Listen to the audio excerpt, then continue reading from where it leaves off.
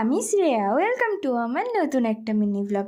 আজকে তো সকালবেলা ঘুম থেকে উঠেই প্রথমে ফ্রেশ হয়ে নিয়েছিলাম, আর ফ্রেশ হয়ে নিয়ে খেয়ে নিলাম চা। এখন যেহেতু দিদুন আছে তো আমাকে আর চাটা করতে হয় না।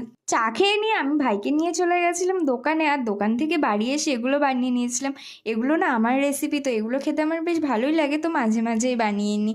তারপরে তো বাড়ি এসে দেখি মা পাপাকে নিয়ে ঘুরে বেড়াচ্ছে, আর আমি চলে গেছিলাম তখন বকফুল পাড়তে। আজকে বকফুলের বড়া খাবো, তাই বকফুল নিয়ে আসলাম। আর দেখো কতগুলো বকফুল পেরেছি আমি। বসে বসে আমি এদিকে ততক্ষণে বকফুলগুলো ছাড়িয়ে দিলাম, আর বকফুলগুলো ছাড়িয়ে দিয়ে আমি তো পাপাকে নিয়ে বসেছিলাম, আর মা আমাকে এদিকে খাইয়ে দিল। খেয়ে টেয়ে নিয়ে রেডি হয়ে আমি পাপাকে টাটা করে বেরিয়ে পড়েছিলাম বাজারে যাওয়ার জন্য।